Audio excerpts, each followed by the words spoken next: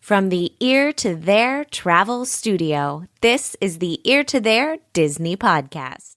The Ear to There Podcast, it's time to start the show. Be sure to hold on tight, here we go. Exploring all the different Disney destinations. Ear to There, it's time to start the fun. Hello everybody and welcome, my voice went up there, welcome to the Ear to There Disney Podcast. I sounded like Don Knotts on Three's Company right there. Wow, you kids! I am your host, Phil Gramlich. I am also the owner and the founder of Ear to There Travel, which is a Disney specialized travel agency. It's my job to take away all of that stress, all of that anxiety, and all of that time that it takes to plan a Disney trip. Because let's face it, it takes a lot of time. So you can focus on the really fun things like having a great time with your family and friends and enjoying the magic. And I always like to tell you that I do all of that. I take away all of that anxiety. I take away all of that stress. I do all of that planning. So from getting you the best possible deal for your package reservation or your room only reservation, to booking your fast passes, your dining reservations, special event tickets, transportation, you name it, I do all of it at absolutely no extra cost to you. So let me be your sidekick. Let me be your guide.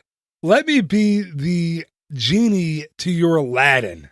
I can't really grant 3 wishes, but I do sometimes, or I have been known to sometimes make dreams come true. Or at least I like to think so. I try to do that. Anyway, you can find this podcast, my blog, my videos, or request a free, no obligation quote over at ear2theretravel.com.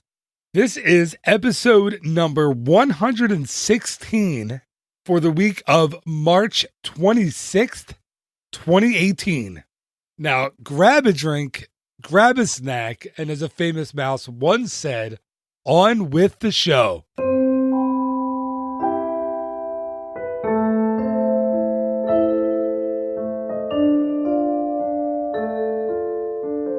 And I want to start this show off like I start off almost every show, and that is with the What About Bob segment of the podcast. So each and every week, Disney legend and retired Imagineer Bob Gurr stops by, and he is here to answer your questions. Now, if you don't know who Bob is, Bob worked alongside Walt Disney.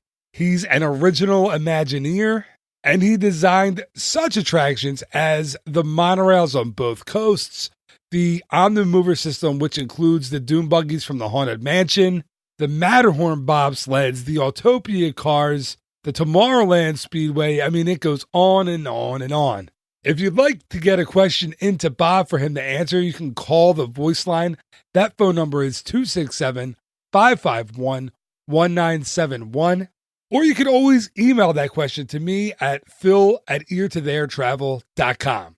And just like every other What About Bob segment, this one is brought to you by the Waltland Bus Tour. So each and every month, Bob Gurr takes a bunch of lucky guests around Southern California. You make stops in Burbank, in Glendale, and in Los Angeles, visiting all of the important sites in the history of the Disney company, but most importantly, in the history of its founder, Walt Disney. To get tickets for this tour, just stop by www.waltland.com. Okay, without further ado, here comes the one and only Disney legend with his own theme music, Bob Gurr. And just for the record, I've done no research on that, so I'm not quite sure if Bob is the only one with theme music, but I'm going out on a limb here. Here's Bob. It's What About Bob? Bob Gurr, the legend, creator of the Matterhorn, the monorails and the Haunted Mansion. What about Bob, the Disney legend? All right, Bob, where does your curiosity come from? And are you still as curious today as you were during your career? Oh, that is the absolute key word because anybody who worked around Walt, you saw that he had that terminal curiosity about everything every day. And then I kind of discovered as we went along, well, golly, that's what I've been doing all my life. I just do it. Now, where it comes from, I have no idea other than the fact that as humans procreate themselves, you mix up the DNA and you have thousands of years of all kinds of DNA, and then one day you get a combination of DNA dumped on you, and then you're going to work with it. I just happened to get a good bucket of DNA, and somewhere in that bucket of DNA was this natural curiosity. I wanted to poke my nose into everything, and from my earliest memories, that's all I ever did. I want to know about stuff. I want to know how it works. And I'm the classical kid who always took the toys apart, and I never got them back together again, but I sure figured out how they're built. And very early in life, my father figured out, don't give little Robert a toy. Get him a Tinker toy set. You remember the Tinker toy? I didn't have them, but I know it came and looked like an oatmeal box, and it had it was all made out of wood, little sticks and little hubs and stuff. Well, you can't break them, and it's not something that you take apart. These are parts, and you put them together the way you want them. And I remember that was one Christmas. I got the Tinker toy, and then the next one was a metal box called a Rector set. And it had a lot of metal stampings, little wheels and bearings and shafts and all kinds of stuff. These kits came in all sizes, and you could buy more parts for it. And I thought, oh my God, this is the most fabulous thing. There was a lot of parts, nuts and bolts and screws and everything. And I just used that thing for years. Anything I wanted to think up, I could use that Erector set in the combination with the Tinker toy. I could build my own constructs the way I wanted. I just had a blast. So hindsight says those kind of kids that do that, these are the ones that have got the curiosity. And when you're parents and you have children like that, be sure and recognize that and let them take off and do what they want, but guide them carefully in life, but let them just follow their own nose, their own instincts, their own curiosity. These are the ones that are going to wind up in really great careers with other interesting people. Thank you so much again to Bob for that answer. And after we talked about that and we talked about curiosity, I mentioned to Bob that my son, who's 5, is super curious in building things and building Legos and building cars and all kinds of things. So Bob followed up and sent me a whole bunch of links of things that he might be interested in. And it was very, very cool. So thank you to Bob, and thank you, the listeners, for sending your questions. Please keep sending them to my email at phil@eartotheretravel.com or call them in at 267-551-1971. All right, it is time for episode number 116. My chat with Disney author and former Imagineer, Jeff Kurtti.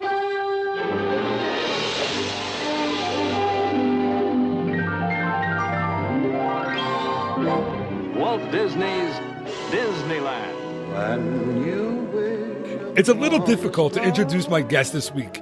He's the author of more than 20 books about Disney, a producer of countless Disney films and DVDs, a former Imagineer, this is going to keep going, the creative director, content consultant, and media producer of the Walt Disney Family Museum.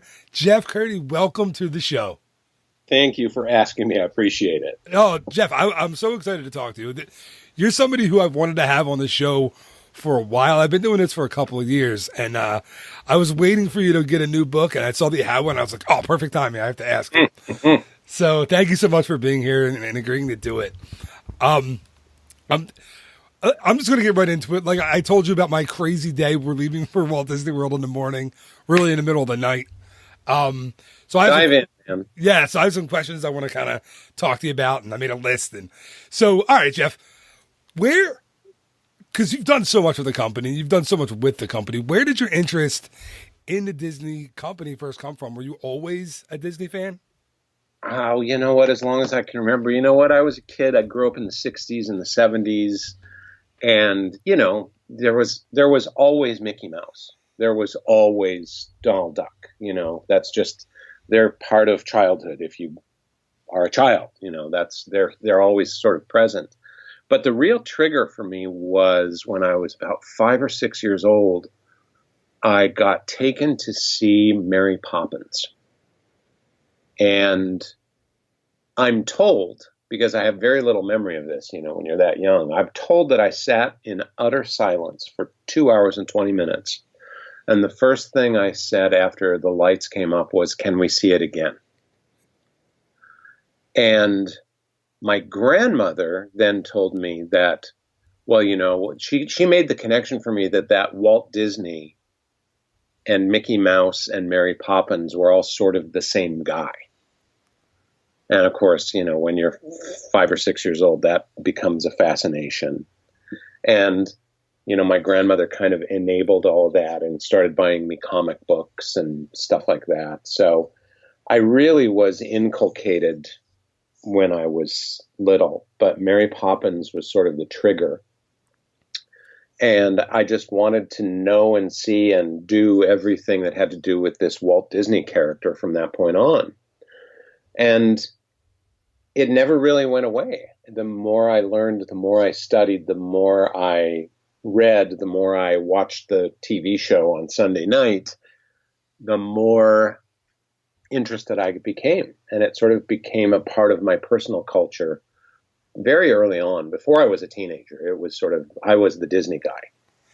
I have to say that I have a little, this is funny. I have kind of a similar story, but I graduated from high school.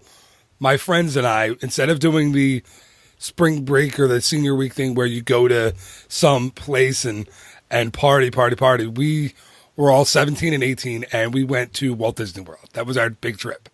Right. And when I got home, I was a Disney fan before that. But when I got home, I was amazed by the place. I was blown away.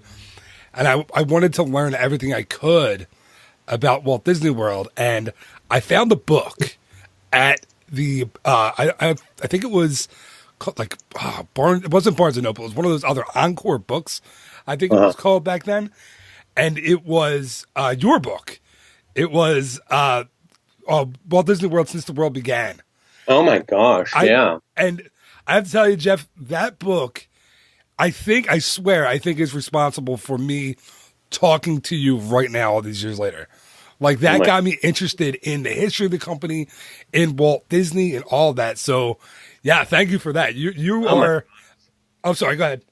Oh my gosh, no. That's one of the things, though, about doing what I do, because people say, well, how did you get to do all of the stuff you do? And I guess sort of it's like I always tell people I just sort of took my mental illness and made it into a career. But at the end of the day, when you're doing this kind of stuff where you're sort of putting the history in front of people, what you just said is like better than any payday, where people come and say, hey, this thing you did changed my life. Or I'm now getting to the point where I'm so old that I have, people come up and say, hey, I got your book when I was 9. Yeah. Since the world began, I'm like, okay, I feel really old now. Yeah. But the best thing about being a sort of a Disney historian is sharing it back with people and sort of getting them into an understanding that it's kind of cool. There's a lot of real interesting stuff there. And of course, Disney is always sort of a stepping off point if you want to go learn. It's like a sort of safe doorway that you can go and learn about other stuff. I always tell people I learned everything I know about Abraham Lincoln because of Great Moments with Mr. Lincoln. Yeah. It made me want to go and figure out who that guy was and what his story was. And I even, this was back in the 70s, I looked up books on hauntings and paranormal activity because of the Haunted Mansion. And back in the olden days of encyclopedias, Benjamin Disraeli's biography was always right after Walt Disney's in all the encyclopedias. So I knew a lot more about Benjamin Disraeli than I probably should have, just because it was adjacent, to the Sure. Waltz. But that's the other thing too about Disney, is it sort of leads you down pathways that you might not have gone. It gives you sort of safe entry into knowing more about a lot of different things. And people kind of wave you off and poo-poo you and think your interest in Disney is trivial or something. Well, some people's interest in Disney is trivial. But most of the fans that I talk to and that I get engaged in conversation with, it's really been a gateway for them to learn a lot about a lot more, because they've been sort of given that entry point by Disney. Yeah, I it's the same for me with, I think when I was a kid, and I think I was 12 or 13 years old the first time I went to Walt Disney World, and we did Hall of Presidents, and I remember having that same kind of feeling, like, whoa, like now I want to know about these guys. And it by the way, it's still an amazing attraction that you can sit there and while, Lincoln is talking, all the other presidents are fidgeting and moving around. And I just love that. I love the attention to detail in that attraction. But yeah, you're so right about that. I wouldn't, there's no way that I'd be where I am doing this job, doing this podcast, talking to people like yourself, or like I had Julie Andrews on the podcast. I had, I have Bob Gurr on every week. I wouldn't be doing stuff like that. And these are names that you and those two and others are names that I grew up in, and in high school and in college I would read about and be like, wow, this guy really did something. And here I am getting the chance to just sit and talk, and it's an amazing thing. So I think you're right. It's kind of a gateway to, it sounds wrong to use the word gateway, like gateway drug, but it's a gateway to this whole other club, basically, if if that makes any sense. Oh, I agree. I'm completely in sync with that. That's what happened. And that's what continues to happen to me. I will read or see or hear something and think, well, now what's that about? I think in many ways it's because of Walt himself. And he's, the whole structure, for instance, like his old TV show on Sunday night was all about curiosity. It was all about finding out more stuff. And I think that just became behavioral. I think for a lot of us, particularly those who watched his TV show or watched the Disney Channel back in the olden days, and it piqued a curiosity that was fun and exciting and stimulating to go find out more.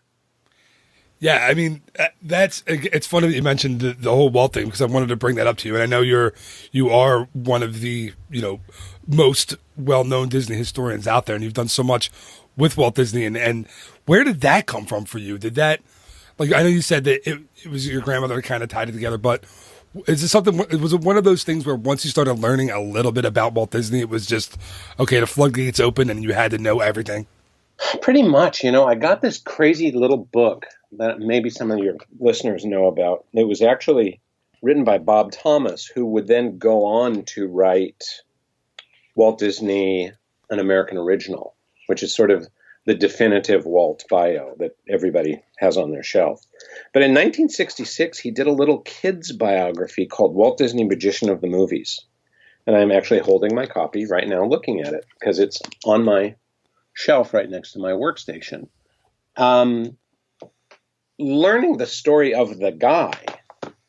And of course, so much of Walt's story is geared towards his childhood and the events, the sort of influential events of his childhood. I think that really speaks to kids a lot. They look and go, oh, this famous Walt Disney guy, he was a kid too. So it provides a really good ramp to get you to feel like you have some connection with Walt. And then as I got older, of course, the thing is, you think, I want to work for Disney. So what does that mean? Well, if you're a teenage kid in Seattle, Washington, what that means is you have to be an artist. Because I really still at that point didn't have any idea of what I wanted to do or what my skill sets were or what, where a career path would take me. But the simple thing was, oh, Disney, artists. I need to be drawing. I need to be painting. So it led me in that direction, and I wasn't any good at it. I went to art school long enough to realize I sort of stunk at it. But what it did was, once again, that sort of whole Walt Disney thing, it gave me a sideline look into understanding art and some art history, techniques. I still did a lot of art. I just did simpler art that was, I mean, I could never make the stuff on the page come out the way it was in my brain. It also gave me an ability to understand and talk to artists, and I really got a deep personal understanding of the kind of an artist's mindset, and they're all different. That was the key piece of information I got, is every artist is different and has a different point of view and a different way to talk to them. And you can, so that was a big part of the learning process. It wasn't linear. It wasn't the path I started down, but that's what happened. Well, then I kept trying to get a job at Disney, and I kept, trying to go through the front door and, get a job in the mailroom and climb the ladder and all that. The harder I tried, the less it worked. And I finally, about 1983 or so, I just gave up. I had moved to California by that time and had sort of banged my head against the door. And I finally went, well, maybe Disney isn't a place for me. And I gave up. And I wound up taking a job with the Los Angeles 1984 Olympics on the arts festival side of the Olympics. Long story short, after the Olympics were over, these guys, Michael Eisner and Frank Wells, were in the midst of taking over Disney and really sort of upgrading the whole thing, expanding the whole operation. And they hired a ton of people out of the Olympics, which were closing down, to come over to Disney. So a lot of people that I knew and had worked with on the Olympics were moving over and getting into Disney roles. So over the period of the next year or two, that continued to happen. And I kind of wound up going into working with Disney through a side door, basically. It wasn't linear. It wasn't the path I chose. It was sort of this other little sideways path. But I just sort of kept at it and kept being interested and kept following what the company was doing and what the creative arm was doing and what animation was doing and what was going on, just staying studied about it. So I wound up actually becoming an employee. I started actually working for Disneyland International in April of 87. So just about 31 years ago.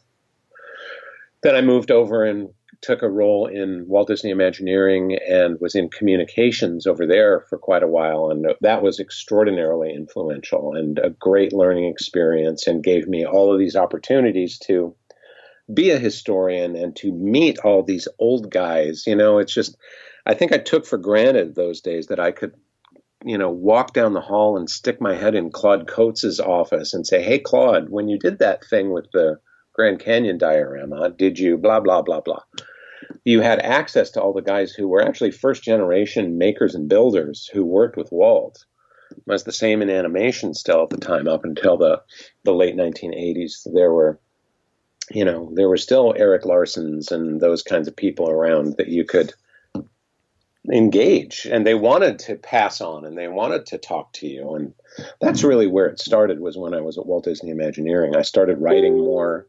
Marty Sklar was a terrific sort of mentor figure to me, my boss in communications. Betsy Richmond taught me an enormous amount about functioning within a culture like Disney. So lots of learning.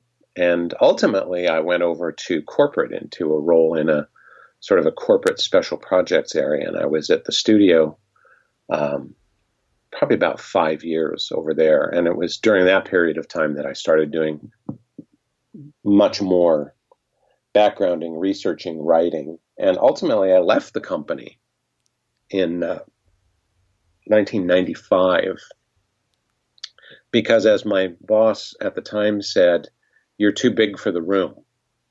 And I don't mean that in an arrogant way or an egotistic way. It's just there was so much to do and so much that I wanted to do, and my job was limited. And my boss at the time said, why don't you go freelance as a consultant? And if it doesn't work out, you just come back and we'll find you something to do. Wow. So the safety net of a promise that, and I had good relationships and good connections all through the company at that point. and, you know, had behaved myself for the most part and been a pretty good guy. So that goes a long way in any, you know, professional environment. If people perceive you as sort of a good guy, that goes a long way. So that's when I started writing, and it was right after I left in '95 that I got hired by Wendy Lefkon at the Disney Publishing division to do Since the World Began. Wow. And here you are, you know, years later, many books later. And it's amazing how, like you said, you didn't go through the front door at Disney.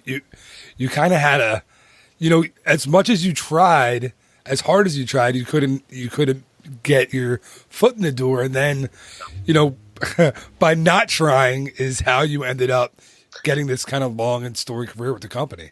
Well, and that's just sort of a kind of a Zen philosophy to a large degree, is to sort of relax into things and let things take you where they will, and be flexible and be open to things. Because a lot of things, if I had been rigid and if I had said, no, I can't do that because these are the stair steps I must walk in order to get to this goal I think I want, because I never set this as a goal.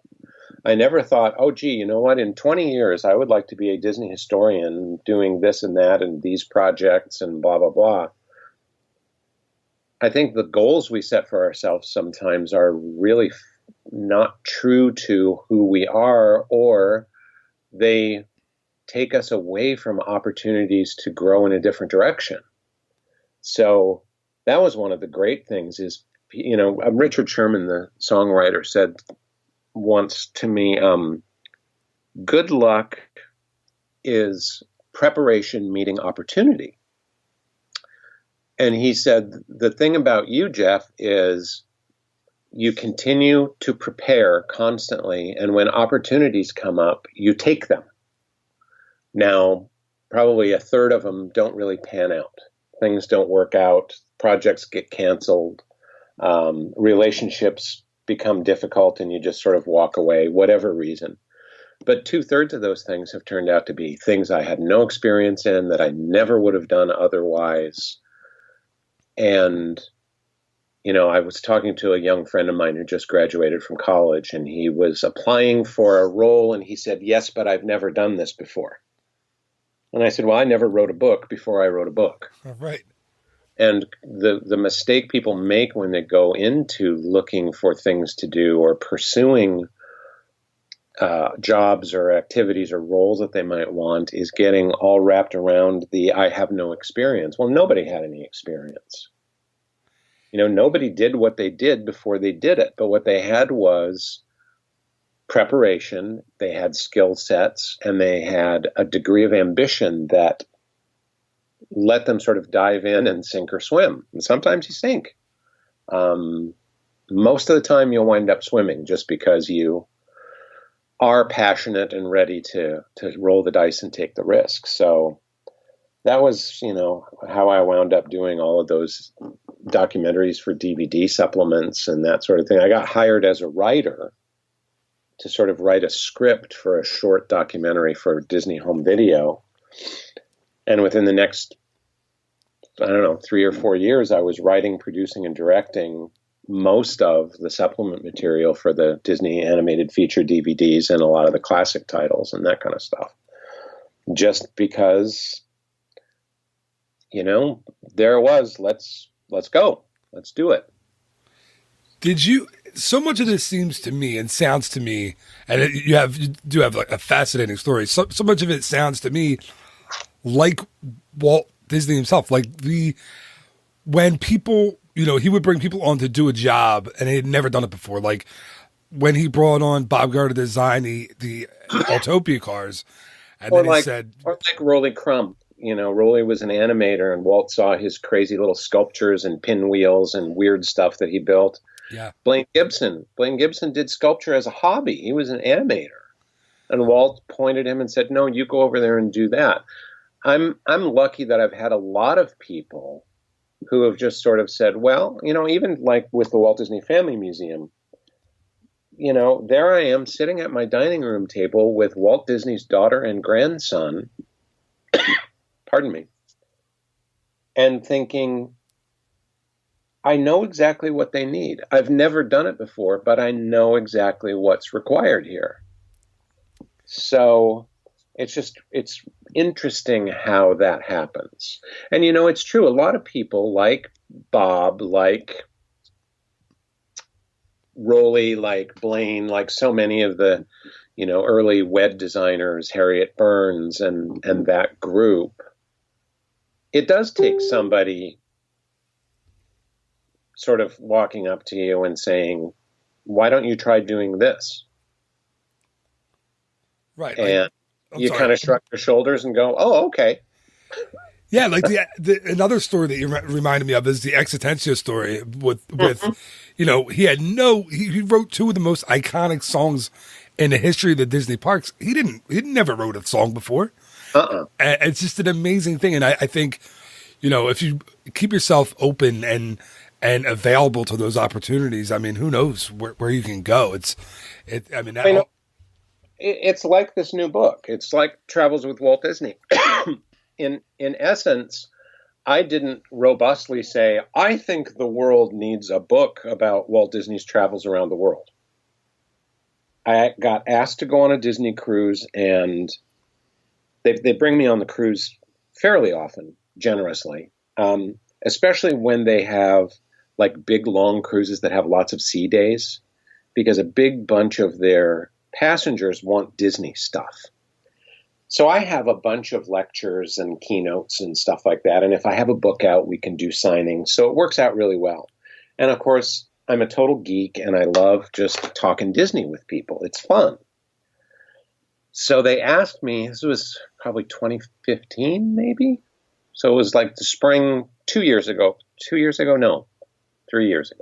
Anyway, transatlantic cruise. And they said, can you cook up a new presentation that's really connected to the cruise? And I said, well, let's do something about Walt at sea. So I wound up doing the research and going and studying.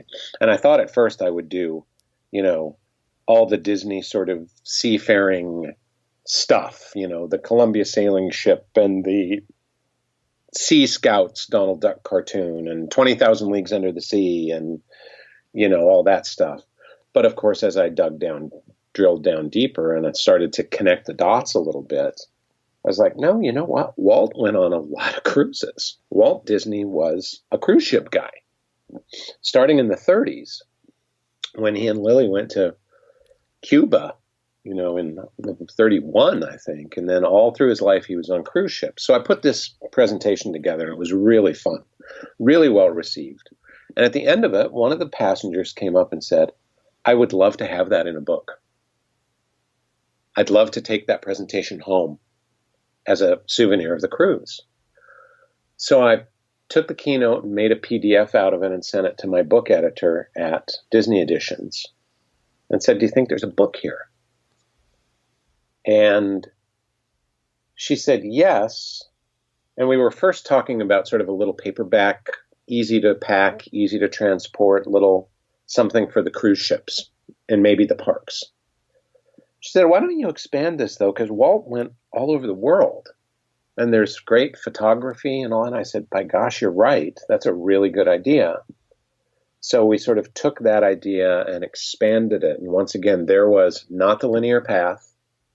It was a little sideways journey. But once again, as you start drilling down into the life of Walt Disney, there's more there than you thought about, or you never put it all together before. I never thought about Walt's life in a lexicon of his travel. You know what I mean? Walt's life, you think about chronologically, or you think about by the events or by the projects. I'd never thought about it through the prism of travel and where he went and why he went there and who he was with. And there you go. There's a sideways path to another sort of rich manifestation of Walt Disney's biography through a completely different lens.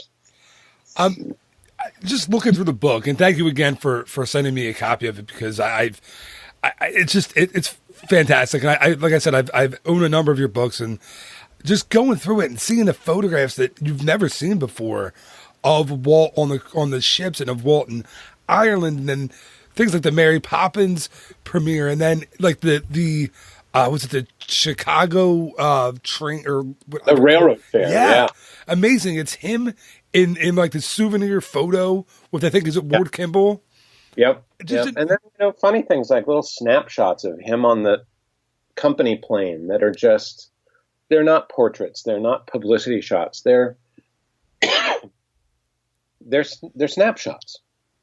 And I mean, I think that's another part of that angle too, is, this was part of the whole essence of the Walt Disney Family Museum, is Diane she was tired of the vilifying of her dad, but she was also a little bit tired of what she used to call making him into a plaster saint. And any opportunity you have to sort of humanize him and put him in the context of an experience that we all relate to, I think does better justice to his biography than, another sort of awestruck representative piece of artwork or another formal portrait. The things that make Walt Disney a human are really, really the interesting way to go. Yeah, I mean, you're exactly right. And seeing him, and I haven't gotten out to the museum yet, and I need to get out and see it. Being an amateur Walt Disney historian myself, like I read and find everything I possibly can get my hands on about Walt. As a matter of fact, funny story, my kids are kind of the same way now. They're, and I was telling you before I hit record, they're 7 and 5, and we went last year through Walt Disney One Man's Dream in Disney Hollywood Studios. And my son, Jack, who's 5, is fascinated by Walt Disney and his life, and that he created, Mickey Mouse and Disney World and Disney. And we went to Disneyland last year, and I was pointing out all these I actually had your book, crazily enough. I brought it with me. Disneyland, I have it in my hand right now. Disneyland from Once Upon a Time to Happily Ever After. And I was showing them these pictures of Walt Disney in the same locations where we were at the moment, and it blew them away. And my son just couldn't, of course he's 5, so one of the questions he asked me was, "Dad, is Walt Disney dead?" I was like, "Oh man, I have to talk to him about this now." Yeah. Well, it's interesting because that was kind of what that book was about. It was for you, because that was my idea, was I want people who really are interested in this to hold this book right here at the Main Street train station and go, "Man, I'm right here." This is where the footsteps were. Yep. And the great thing too was I was able to pick all of the historic photos in that book before the photographer was engaged, before he had his photo shoot. And then we were lucky because we had somebody leading him around the park who was a total nerd. So one of the Disneyland employee who escorted the photographer around had the passion of a Disney fan. And he was taking the photographer out and going, "No, I think they got this shot by leaning out this window on Main Street." Or he was taking him up on the roof lines and saying, "I think you can see the angle of this." So they were doing all kinds of crazy stuff to find the angles and focus of the original photos so they could sort of match them up as best as they could. And once again, I said this I got a really, really nice note yesterday from Tom Fitzgerald at Walt Disney Imagineering with a compliment on the book. And I said, "Well, Tom, as usual, what I was trying to do with Travels with Walt Disney and what I was trying to do with Disneyland from Once Upon a Time to Happily Ever After, I always try to make stuff that I'd want to buy." Right. And I think that as a historian, as a fan, as a communicator, if I can make something that I can look at and go, "I would happily pay $30 for that," happily, then I've done justice to the people who have found my work and like what I do and look for work that I've done. And that's sort of the payback.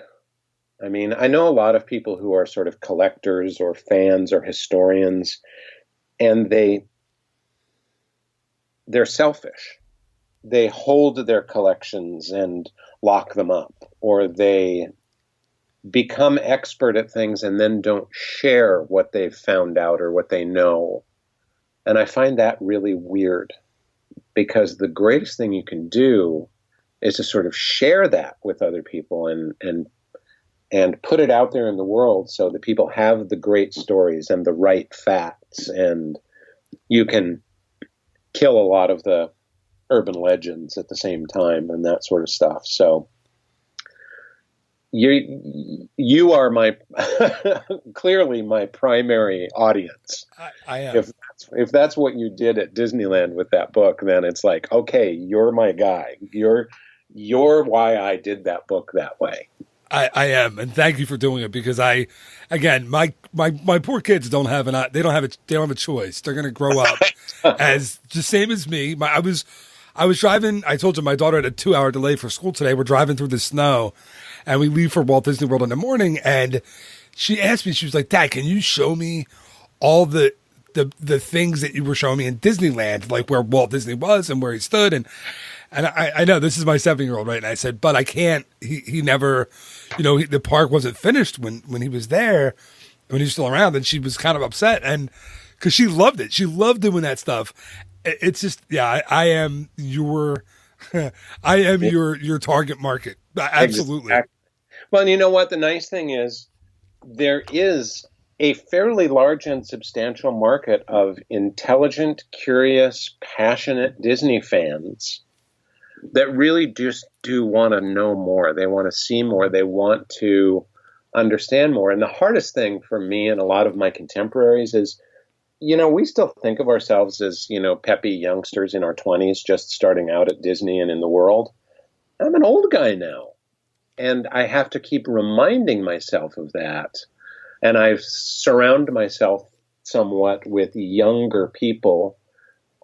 Fortunately, they gravitate to me because they are smart and curious and want to know more. But they're also like a filter for me. I have, friends in their 20s, and I'll send them an image and say, "Have you ever seen this before?" And it's something that I've seen a million times and I think is tired and dusty and everybody's seen it. And they'll say, "Oh my gosh, no, I've never seen this." So, when choosing illustrations for a book or content to talk about, it's like, do you know the background story of this thing?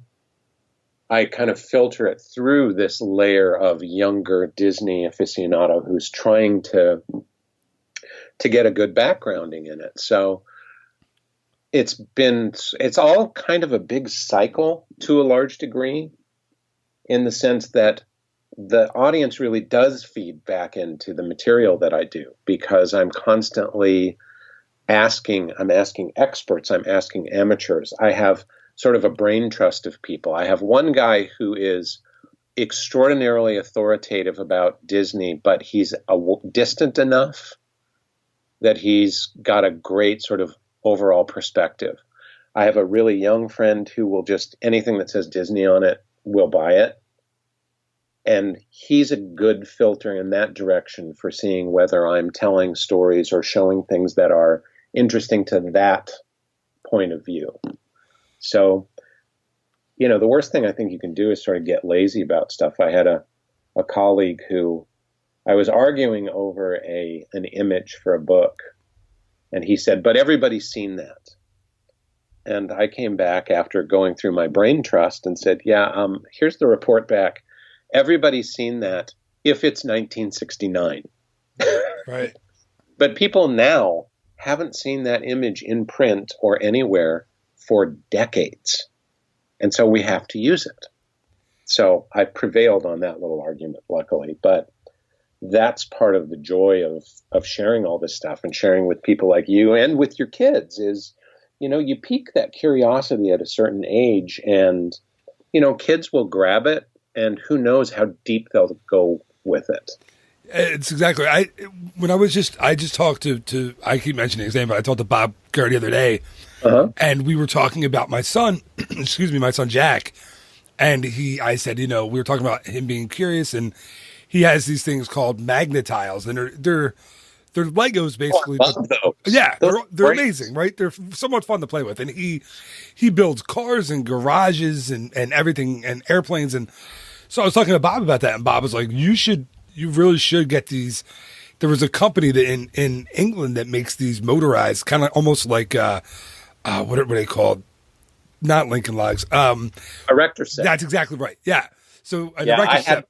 I had an erector set when I was a kid too. Yeah. Right. So it's a newer, 21st, century erector set. And Bob the next day sent me a link to it and said, you should get this for your son. You should make sure that he is just foster that and get him, more curious and more interested and see where he goes with it. And he's right. Like what, all this stuff about Walt Disney. Why should you not write a book? Why should you not share it with people? Why should you not get them, give them the information that you have? I don't understand. Like, that's why I do this podcast, because I want people like you to talk to listeners and tell them and encourage them. And it's a really neat thing.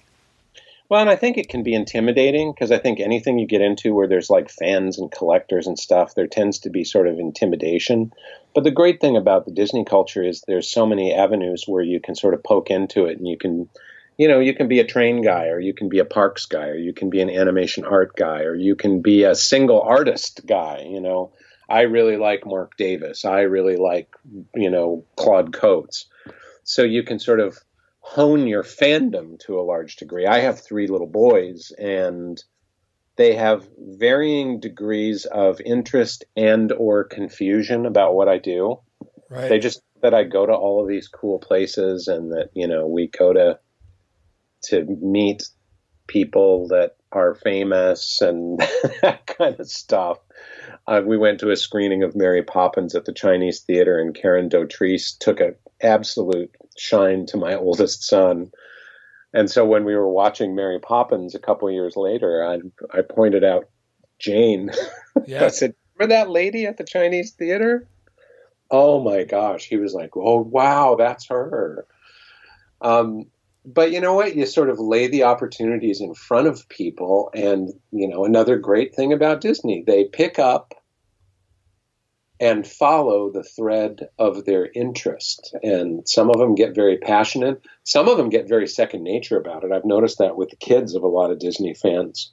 They're so blasé about it because it's something that they just know and grew up with. So they never really, it's never sort of a big deal for them. It's like, oh yeah, that's a thing in our family. That's a thing in our house.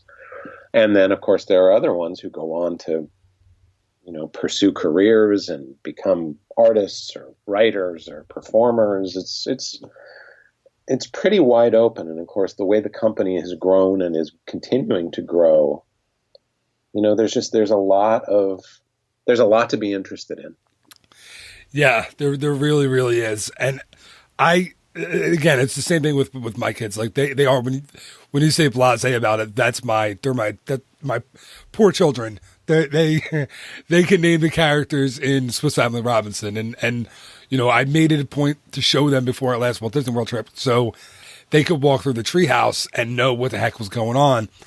I think I'm on the extreme end of that spectrum, but I think it's neat that this is, and your books, they're not for, like you said, they're for very much for like the diehard fan, but then you've also written a lot of different ones about the art of the movies and stuff like that are for, I think, the more casual kind of fan. They're not for the... Well, that's the hardest thing, because, you look at a book like Travels with Walt Disney, and you look at it and go, now, who's the market for this? Who's the audience? And This goes back to my Imagineering training, and that was the, Mickey's 10 Commandments and Marty's first big thing. First rule is know your audience. Who are you communicating with? And I look at something like Travels with Walt Disney, and I thought, gee, you know what? I have to appeal to an absolute expert and authority who has probably seen 90% of the photos in this book, for instance, and knows 93% of the anecdotes and stories. But I also have to appeal to a 12-year-old who's going to look at this and go, hey, that's cool. I think I'm going to read that. Right. So that's really the hardest thing for me in creating books these days, is that ability to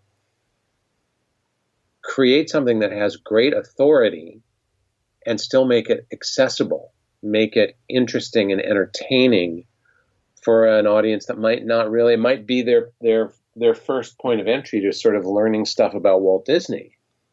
So that becomes a little bit of a juggle too. You know, there's part of you that goes, oh my gosh, everybody knows that story. And then you think, well, wait, not everybody knows that story. So you have to either present it in a different way or create an angle on it that's more interesting or more simple, or there's just, it's not as easy as it seems a lot of the time. I had a lot of people, I'm a big fan and a longtime friend of the Sherman Brothers, and worked on their documentary film about them, and a book called Walt's Time about them. And one of the things that comes about is you have people who say, oh, well, their work is so simple. Their songs are so simple. That's why they're appealing. And of course, as you look at them, you go, oh my gosh, these songs are actually very complicated. They're complex. And Bob at one point said, it takes an awful lot of work to make something simple. Yeah. And I think that's kind of my whole tack with stuff like the book, like Travels with Walt Disney and the other books that I'm working on that are upcoming. It's creating a kind of simplicity, very informed and very complex. Well, I think you did a phenomenal job with this one, with reaching both the people like me and people like maybe my listener that's listening to this show for the first time. It's a phenomenal book. It really is. Travels with Walt Disney, a photographic voyage around the world. I can't wait. Like I said earlier in the show, I had a chance to kind of go through it a few times. I haven't gotten to sit and really get into it yet. I'm going to do that on the plane tomorrow morning and on my veranda on the Disney Wonder in a couple of days. But beautiful. Can you maybe tell everyone else when they can get their hands on the book? Book is available for pre-order on Amazon right now, and it's also available, I think, through Shop Disney online, and its street date is April the 3rd. Awesome. So it's coming up pretty soon. It'll be available in bookstores and I believe at the parks and online, of course, through a lot, all of the online areas. We're trying to do some more things with Shop Disney too, to create some special items and things like that on this and future releases. So, trying to sort of motivate in that area as well. And that's it. Yeah, I can't wait to read the whole thing. I can't wait for everybody else to get their hands on it. It's an amazing book. And thank you so much, Jeff. I have one more question for you, and this Sure. is a surprise one. And this comes, actually, I always let my daughter ask a question. And she asked me to, sometimes they don't make the show because sometimes it's a 7-year-old's question. But she wanted to know, I told her that you were a big fan and you were an author and all of that. She wanted to know what you thought about the new redhead scene on Pirates of the Caribbean. I kind of have mixed feelings about it, but you know what? It's not stupid. There's interesting because I understand that the message being sold in that auction scene was distinctly out of touch with the current environment and where we've evolved our thinking. So I get that. And I get the desire to sort of change that from a sort of more brutal and sexist message. And then, of course, I think, well, Mark Davis actually had designed and done research and designed scenes that featured these famous female pirates. So it seemed pretty apparent to me that the people at Imagineering had sort of looked at the research and the drawings and things that Mark Davis had done and went, she could be a pirate instead of a victim, instead of chattel or an auction item. And they sort of turned it all around and put it into a context that's a little more palatable for modern audiences, but is still sort of deeply rooted in Disney. So I found that solution very interesting. On the other hand, is just part of me going, well, it's sort of all about pirates who are burning a town down and Right. stealing everything. You know, I guess it all depends on your point of view. I find it inoffensive and not dumb, because there are certain changes you see and changes that are made where you go, well, come on. Right. Really? It's hard, too, for Disney fans, because Disney fans are very proprietary. You know, you don't mess with somebody's personal culture, which is what Disney becomes to so many people. That's my Disneyland. That's my Pirates of the Caribbean.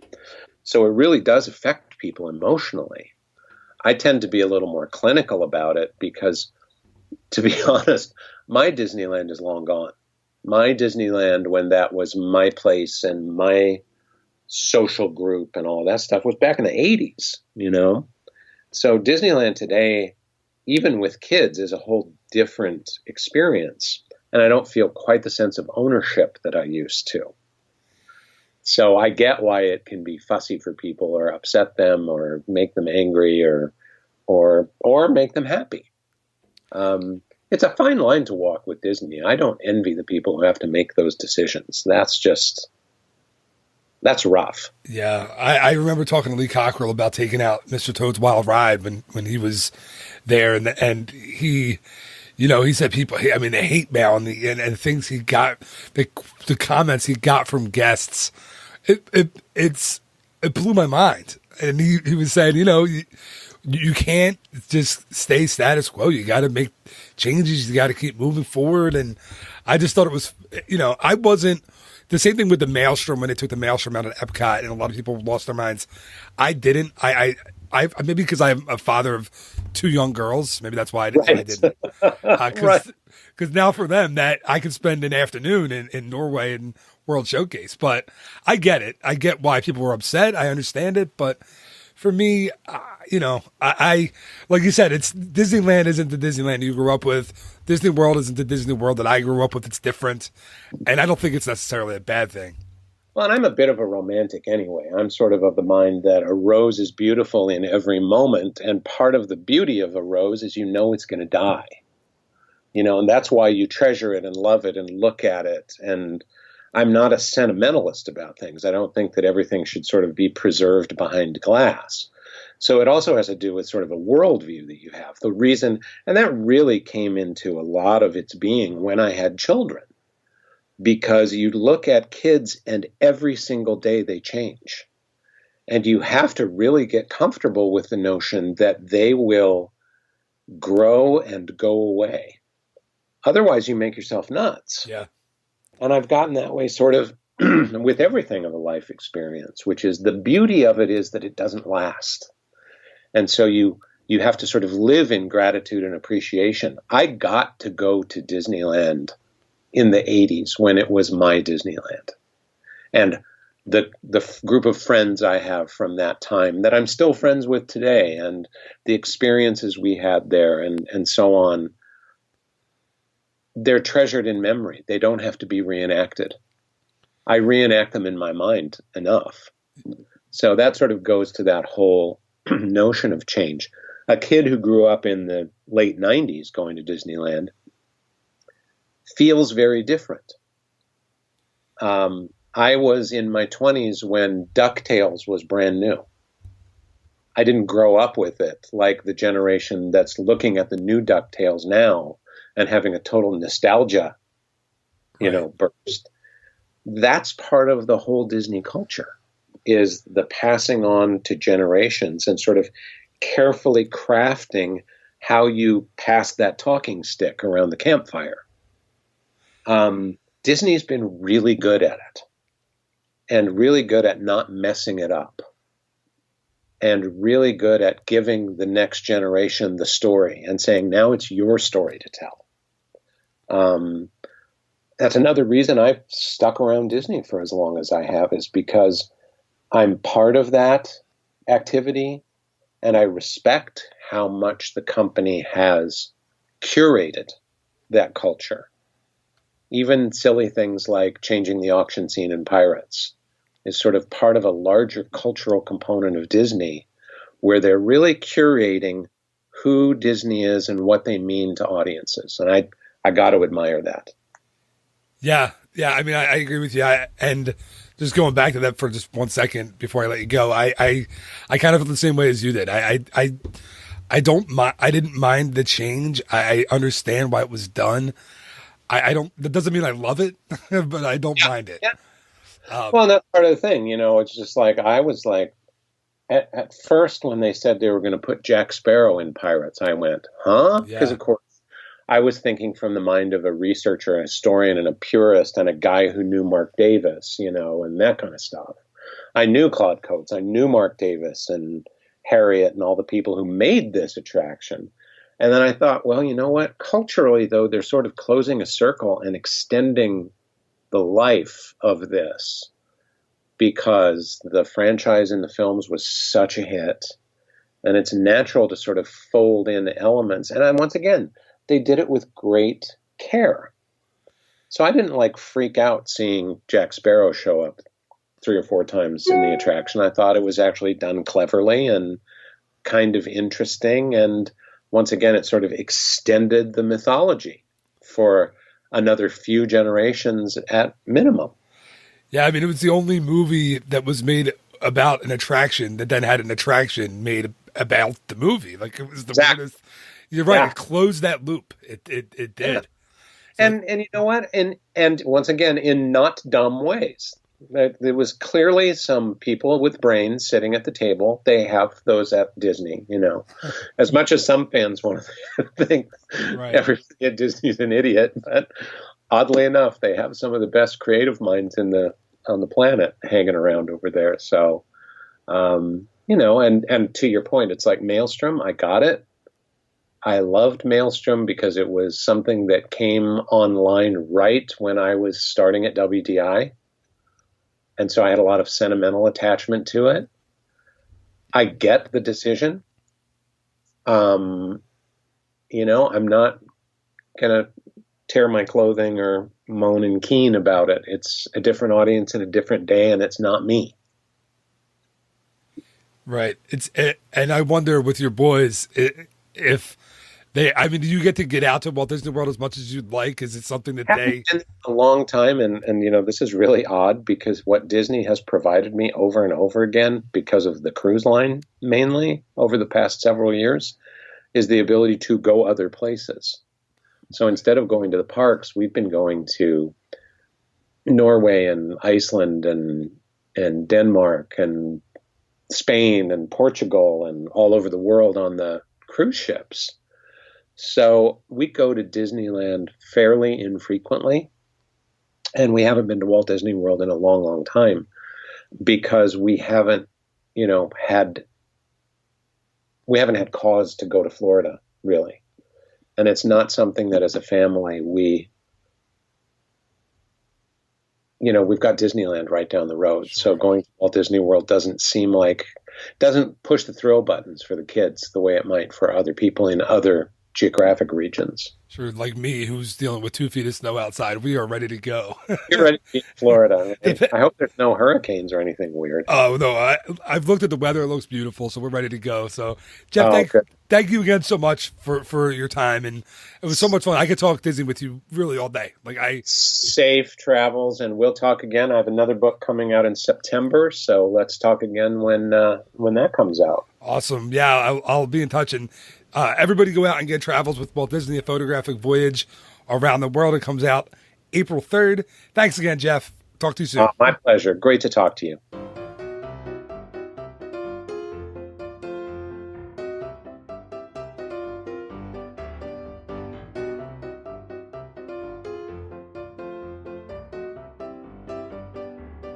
And that is going to do it for this week's episode of the Ear to There Disney Podcast. Thank you once again to my guest, Jeff Kurtti.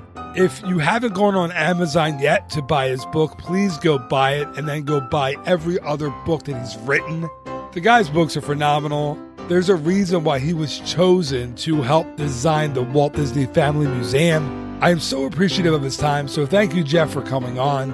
And I am so excited to have Jeff on again in September for his next book. Of course, thanks again to Bob Gurr for coming on. And thank you so much for listening yet again. Here you are, week after week. I can't shake you, and I'm so excited and thankful for that. So thank you for listening to yet another episode. I really, really hope you enjoyed it. I honestly could have talked to Jeff all day, so I hope you enjoyed our conversation. And if you did, and only if you did, please share this episode. Tell someone about it. Everyone who is listening to this right now has a crazy Disney fan in their life. Just tell that one person. And you know what? Thank you so much in advance for telling them. I really appreciate it. And I hope they enjoyed the episode as well. All right, there will be a new episode of the Ear to There Disney podcast each and every Monday, as well as a new episode of It's a Food World with myself and Johnny Shortsleeve, and that'll be each and every Wednesday. So until next time, listen, thank you so much for listening. I am so appreciative. You are awesome. Thank you. Have yourself and just an amazing week. Bye-bye.